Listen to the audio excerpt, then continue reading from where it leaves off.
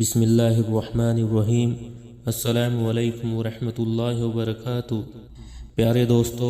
جب اللہ تبارک و تعالیٰ نے حضرت آدم علیہ السلام کو اپنے دست مبارک سے پیدا کیا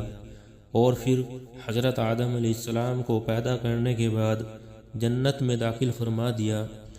اور ادھر شیطان مردود جس نے تکبر کی وجہ سے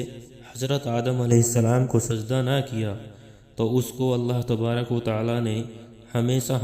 کے لیے مردود قرار دے دیا۔ پیارے دوستو، آج کی اس ویڈیو میں ہم آپ کو بتائیں گے کہ حضرت آدم علیہ السلام کی پسلی سے اللہ تعالیٰ نے کیسے عورت کو پیدا کیا، اور اماں حوا کی پیدائش کیسے ہوئی، اور حضرت آدم علیہ السلام اور اماں حوا کی شادی کیسے ہوئی، اور اللہ تبارک و تعالیٰ نے حضرت آدم علیہ السلام اور اماں حوا کا حق مہر کیا رکھا، اور شیطان مردود نے عورت کے ذریعے حضرت آدم علیہ السلام سے اپنی دشمنی کا بدلہ کیسے لیا، اور کس طرح حضرت آدم علیہ السلام کو جنت سے زمین پر اتارا گیا، اور حضرت آدم علیہ السلام اور اماں حوا جنت میں کتنے دن رہے، اور جب حضرت آدم علیہ السلام دنیا میں تشریف لائے تو اپنے ساتھ کون سی چیز لائے۔ پیارے دوستو، ان تمام سوالوں کے جوابات قرآن اور حدیث کی روشنی سے ہم آپ کو بتانے والے ہیں، لہٰذا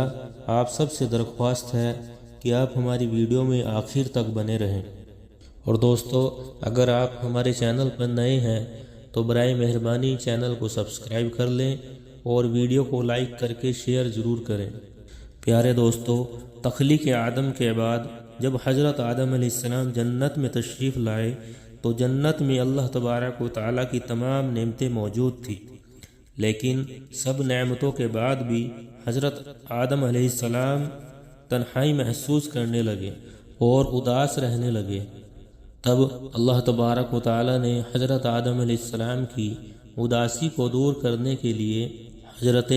اماں حوا کو پیدا کیا۔ حضرت ابن عباس رضی اللہ عنہ روایت کرتے ہیں کہ حضرت آدم علیہ السلام ایک دن جنت میں سو رہے تھے تو اللہ تبارک و تعالیٰ نے ان کی چھوٹی پسلی سے اماں حوا کو پیدا فرما دیا۔ جب حضرت آدم علیہ السلام نیند سے بیدار ہوئے تو حضرت آدم علیہ السلام نے ایک عورت کو اپنے پاس پایا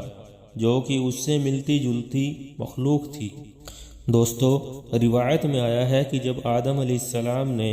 اپنے جیسی خوبصورت مخلوق کو اپنے پاس لیٹا دیکھا تو ان کی طرف اپنا ہاتھ مبارک بڑھانا چاہا، تو اس وقت فرشتوں نے حضرت آدم علیہ السلام سے کہا کہ رک جاؤ، پہلے آپ ان کا حق مہر ادا کرو۔ تب حضرت آدم علیہ السلام نے فرشتے سے پوچھا کہ ان کا حق مہر کیا ہے، تو فرشتے نے عرض کیا کہ آپ ہمارے آقا اور مولا حضرت محمد صلی اللہ علیہ وسلم پر 10 مرتبہ درود شریف پڑھو۔ چنانچہ جب حضرت آدم علیہ السلام جنت میں داخل ہوئے تھے تو مختلف مقامات پر الگ الگ جگہ پر حضرت محمد صلی اللہ علیہ وسلم کا نام لکھا دیکھا، کیونکہ حضرت محمد صلی اللہ علیہ وسلم اللہ تعالیٰ کے محبوب ہیں، اور اللہ تبارک و تعالیٰ نے اپنے محبوب کے نام سے جنت کو مزین فرمایا تھا، یعنی کہ سجایا تھا۔ چنانچہ حضرت آدم علیہ السلام نے حضرت محمد صلی اللہ علیہ وسلم کی ذات اقدس پر درود شریف پڑھا، اور اس طرح حضرت آدم علیہ السلام اور حضرت اماں حوا کا نکاح ہوا۔ پیارے دوستو، روایت میں آتا ہے کہ حضرت آدم علیہ السلام اور حضرت اماں حوا 60 سال تک جنت میں رہے، لیکن ان کو حق کے زوجیت ادا کرنے کا حکم نہ تھا اور نہ ہی بچے پیدا کرنے کا حکم تھا۔ چنانچہ اس طرح حضرت آدم علیہ السلام اور حضرت اماں حوا بڑے آرام سے جنت میں رہ رہے تھے۔ حضرت آدم علیہ السلام اور حضرت اماں حوا جتنا بھی عرصہ جنت میں رہے، ان کو جنت میں کہیں بھی گھومنے کی ممانعت نہیں تھی، سوائے شجر ممنوعہ کے۔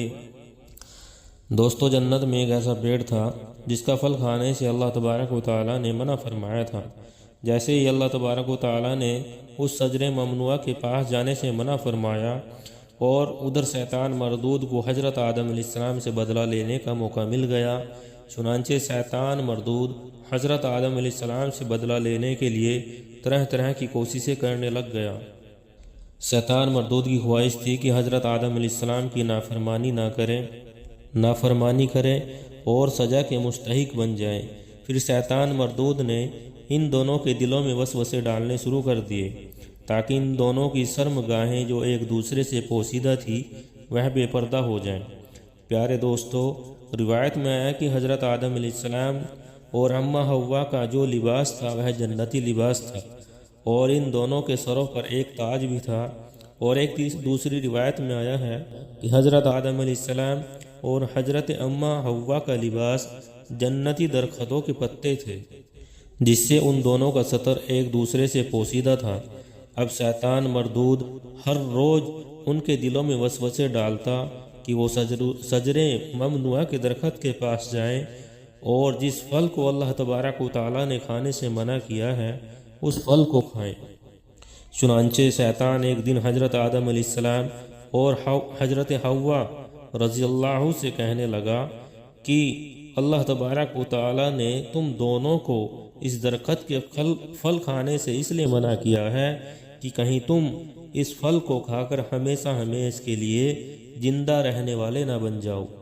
چنانچہ شیطان کی ہے شیطانی باتیں سن کر حضرت اماں حوا سوچنے پر مجبور ہو گئی کہ آخر کار اللہ تبارک و تعالیٰ نے ہمیں یہ پھل کھانے سے منع کیوں فرمایا، کیونکہ ہمیں جنت میں کسی بھی مقام پر جانے سے اور کچھ بھی کھانے سے منع نہیں فرمایا۔ شیطان مردود مسلسل اماں حوا پر وار کرتا رہا اور پھر آخر کار شیطان مردود کی کوشش رنگ لے آئی۔ شیطان مردود نے حضرت اماں حوا کو پھل کھانے پر راضی کر لیا۔ ایک دن اماں حوا نے حضرت آدم علیہ السلام سے کہا کہ ایک دن ہم ممنوعہ کا ذرا سا حصہ کھا کر تو دیکھیں کہ آخر کار اس درخت میں ایسا کیا ہے جو اللہ نے ہمیں کھانے سے منع فرمایا ہے۔ شروع میں تو حضرت آدم علیہ السلام نے حضرت اماں حوا کو مکمل طور پر اس درخت کا پھل کھانے سے منع فرما دیا، لیکن حضرت اماں حوا کے مسلسل اصرار کرنے پر حضرت آدم علیہ السلام اس پھل کو کھانے پر راضی ہو گئے۔ آخر کار جب حضرت آدم علیہ السلام اور اماں حوا دونوں مل کر اس درخت کا پھل کھانے لگے، ان دونوں نے اس پھل کو اچھی طرح چکھا بھی نہیں تھا کہ ان دونوں کی شرمگاہ ایک دوسرے کو ظاہر ہو گئی۔ اس وقت حضرت آدم علیہ السلام اور حضرت حوا علیہ السلام بہت پریشان ہو گئے اور اپنی شرمگاہوں کو چھپانے کے لیے درختوں کے پتوں کا استعمال کرنے لگے تاکہ جنت کے پتوں سے یہ دونوں اپنی شرمگاہوں کو چھپا سکیں۔ جیسا ہی ان دونوں نے اس شجرے درخت کا پھل چکھا تو اللہ تبارک و تعالیٰ نے ارشاد فرمایا، کیا میں نے تم کو منع نہیں کیا تھا کہ اس درخت کا پھل نہ کھانا اور شیطان کے ورگلانے میں نہ آنا؟ یہ تمہارا کھلا دشمن ہے۔ اس وقت جب حضرت آدم علیہ السلام اور حضرت اماں حوا نے اللہ کا یہ پیغام سنا تو خوف الہی کی وجہ سے کانپنے لگے۔ اس کے بعد اللہ تبارک و تعالیٰ نے حضرت آدم علیہ السلام کو اور حضرت حوا رضی عنہا کو زمین پر اتار دیا، جیسا کہ اللہ تبارک و تعالیٰ نے سورہ اعراف کی آیت نمبر 25 میں ارشاد فرمایا کہ اب تم دونوں ایک خاص مدت تک زمین پر ہی رہو گے، جہاں تم ایک دوسرے کے دشمن ہوں گے اور وہیں مرنا ہے اور اسی میں سے پھر پیدا ہونا ہے۔ پیارے دوستو، روایت میں آتا ہے کہ حضرت آدم علیہ السلام کو ہند میں اتارا گیا جبکہ حضرت اماں حوا کو جدہ میں اتارا گیا۔ جیسے یہ دونوں زمین پر تشریف لائے تو یہ ایک دوسرے کو ڈھونڈنے لگے لیکن ایک دوسرے کو تلاش نہ کر پائے۔ روایت میں آتا ہے کہ جب حضرت آدم علیہ السلام جنت سے زمین پر تشریف لائے تو آپ کے پاس حضرت اسود اور جنت کے پتے بھی تھے جن کو انہوں نے زمین پر پھیلا دیا۔ حضرت ابن عباس رضی اللہ عنہ سے مروی ہے کہ حضرت جبریل علیہ السلام حضرت آدم علیہ السلام کے پاس تشریف لائے اور گندم کے 7 دانے اپنے ساتھ لے کر آئے۔ حضرت جبریل علیہ السلام نے ان گندم کے دانوں کو حضرت آدم علیہ السلام کو دے دیا تو حضرت آدم علیہ السلام پوچھنے لگے کہ یہ کیا ہے؟ تو حضرت جبریل علیہ السلام نے عرض کیا، یہ اس درخت کا پھل ہے جس سے آپ کو روکا گیا تھا لیکن آپ نے ان کو تناول فرما لیا۔ تو اس وقت حضرت آدم علیہ السلام نے فرمایا کہ اب میں اس کا کیا کروں؟ تو حضرت جبریل علیہ السلام نے عرض کیا کہ ان دانوں کو زمین میں بو دیجئے۔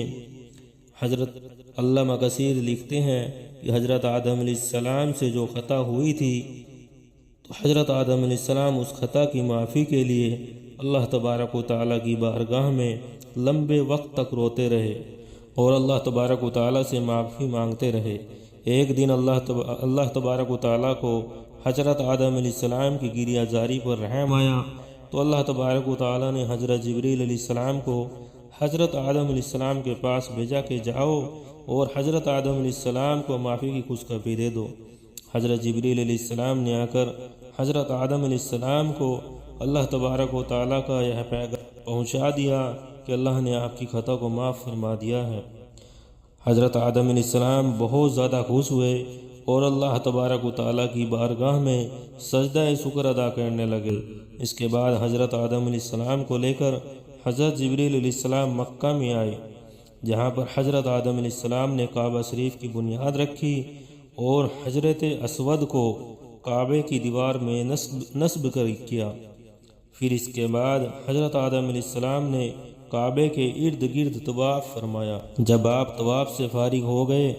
تو جبریل علیہ السلام حضرت آدم علیہ السلام کو لے کر جبل عرفات کی طرف لے گئے۔ وہاں پر آپ کی ملاقات حضرت اماں حوا سے ہوئی،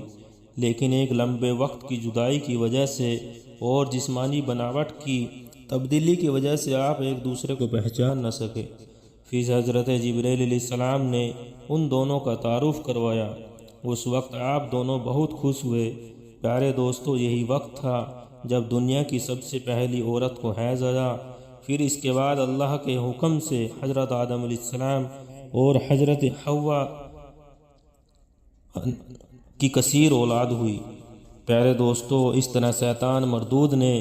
جنت کے اندر حضرت آدم علیہ السلام سے بدلہ لینے کے لیے عورت کو ورگلایا، اور شیطان مردود ہمیشہ سے انسان کو بہکانے کے لیے عورتوں کا استعمال کرتا ہے،